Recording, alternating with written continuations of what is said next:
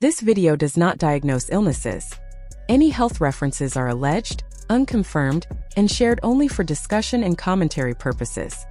Yeah, that's she's delivering a spirit amongst young girls. She's introducing. We've had a gangster spirit. The gangster spirit damn near wiped the young black males out. This spirit is fit to do a number on the young black girl. This is not just another loud celebrity rumor meant to grab attention for a day and disappear. This story points toward a side of Hollywood that praise, awards, and glossy magazines rarely show. Away from flashing cameras, luxury events, and carefully edited social media posts, troubling whispers have been growing for years. Now those whispers are becoming harder to ignore. At the center of the storm is an industry insider who says she has seen enough to speak out. Her claims, now spreading fast across social platforms, suggest that serious and hidden health-related allegations may involve several well-known names from music and film. No individuals were officially identified, yet the hints alone caused fear, confusion, and intense debate across the entertainment world. According to people familiar with the situation, these claims describe a careless private culture where influence mattered more than responsibility. Closed-door gatherings, risky personal choices, strict non-disclosure agreements, and silent protection reportedly helped maintain perfect public images, even when others may have been placed at risk. Everything, it seems, was done to keep scandals buried. When the insider appeared live online, her tone said everything. She sounded upset, frustrated, and deeply hurt.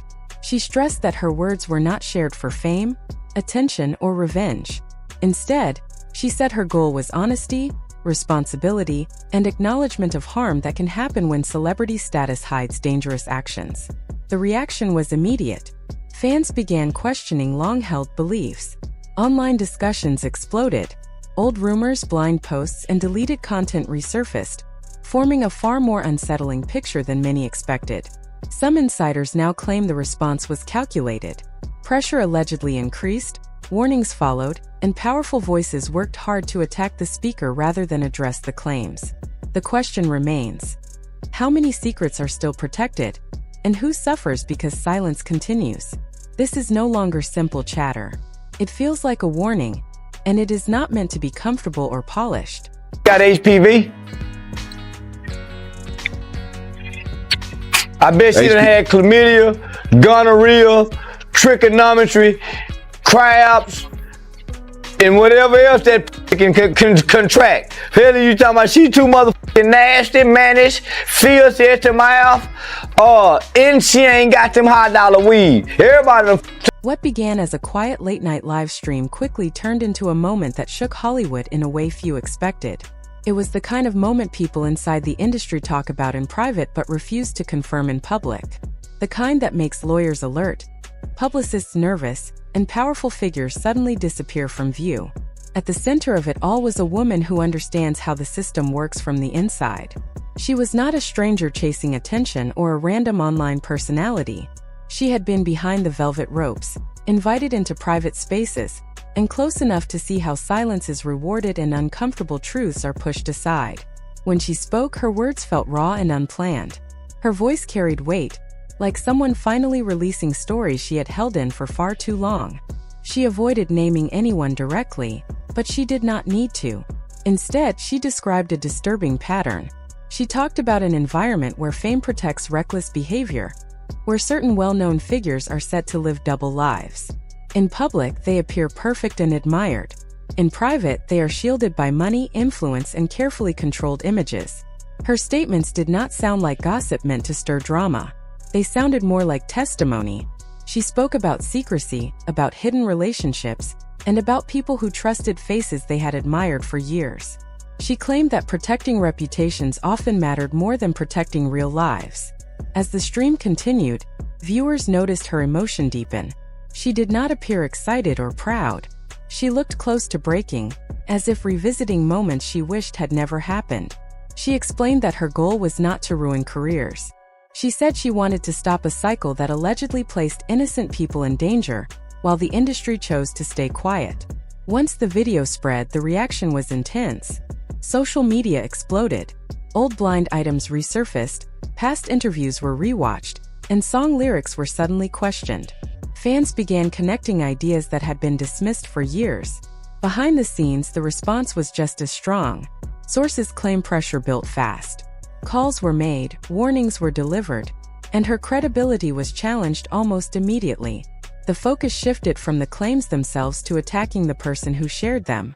This, many say, is how the industry survives. What unsettled people most was her suggestion that this behavior was not accidental. She implied it was known, accepted, and protected. She described a system built on silence, fear, and control, where agreements keep mouths shut and power keeps people safe from consequences. This story has not been laughed away or denied loudly. The quiet response from certain corners has spoken volumes. This is not the ending. It feels like the first chapter of something much bigger, and what comes next may be impossible to ignore. The rap game since he was little, just like Weezy. Yeah. And his booty been ran through quite a bit. They called him ass naked. Whoever his big daddy was threw him out ass naked into the hallway. He was walking around in the hallway holding. Has actually appeared on a magazine cover together. Damn. I know exactly what you're talking about. Always able to call other on being a swish. Birds of a feather flock together. The night after the live stream ended, the quiet felt heavier than the anger that came before it. There were no public denials, no official responses, and no carefully prepared apologies. Instead, there was distance. That absence spoke clearly on its own. Behind closed doors, people familiar with the situation say the industry rushed to regain control, not to explain facts, but to limit fallout.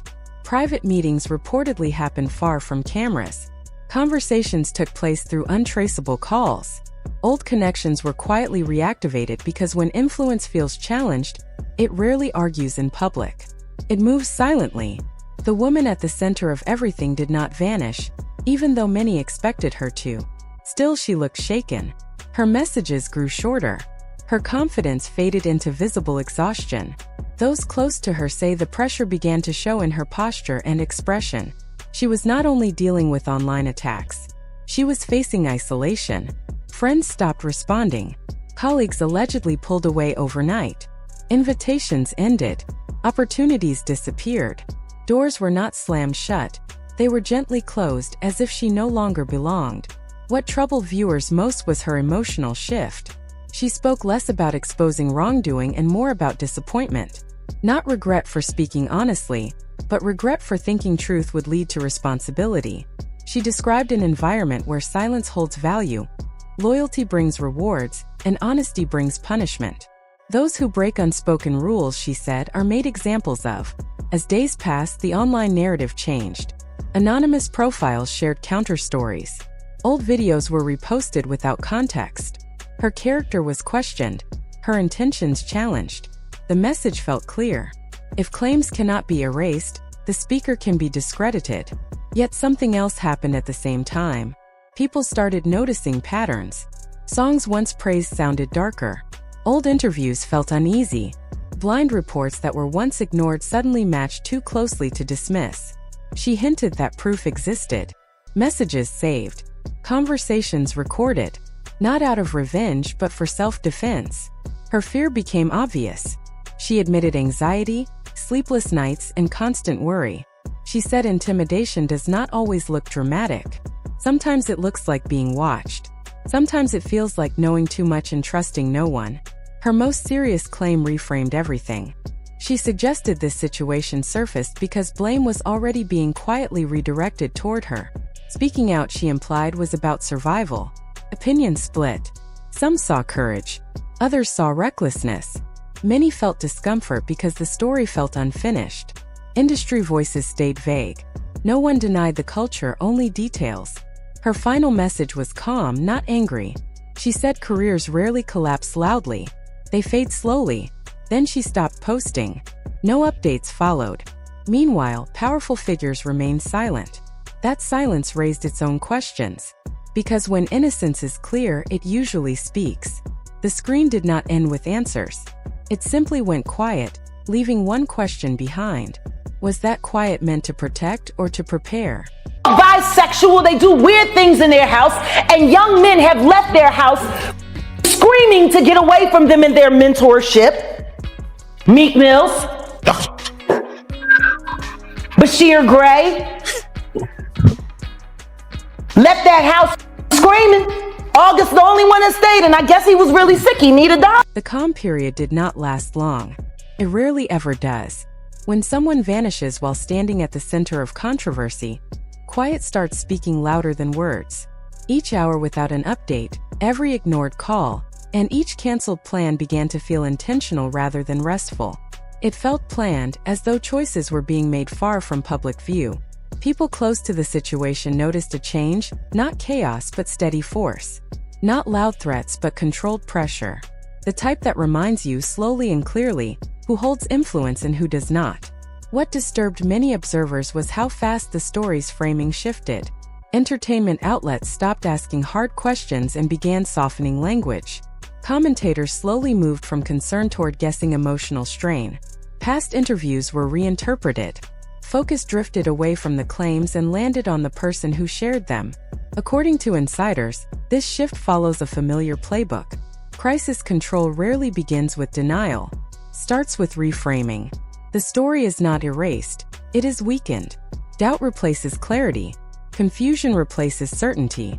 Soon, the audience begins arguing among itself, and responsibility fades. That pattern played out online. Discussions turned hostile. Support split. People who once praised courage began questioning timing, intent, and stability. Judging the speaker became easier than facing the meaning of her words. Meanwhile, behind closed doors, other actions were unfolding. Those who understand how authority operates say records were quietly reviewed. Messages, agreements, and private conversations were examined, not to release publicly, but to measure risk. This was never only about one person. It was about what her voice might unlock. The woman reportedly stepped back from public spaces completely. Not from defeat, but from strategy. People near her described exhaustion paired with clarity. She understood that the next step required patience. She knew attention fades. She knew outrage cools. She also knew timing unsettles powerful interests. That awareness alone caused fear.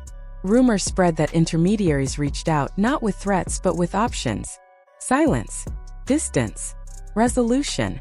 Conversations like these do not happen unless something meaningful is at stake. Others claimed quiet warnings followed, subtle reminders of consequences that did not need explanation.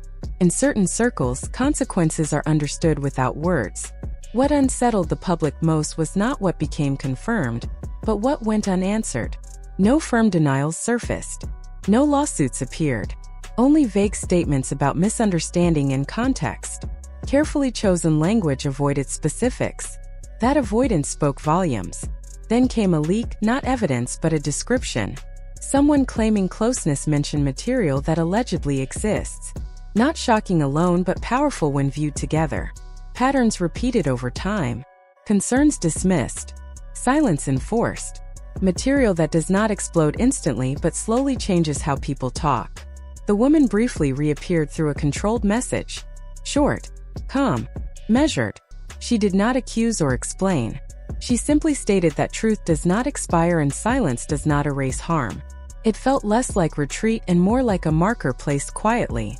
The industry carried on publicly. New projects, fresh headlines, distractions everywhere. Yet underneath, behavior shifted. Words were chosen carefully. Associations adjusted. Invitations reconsidered. Silence had already changed the room.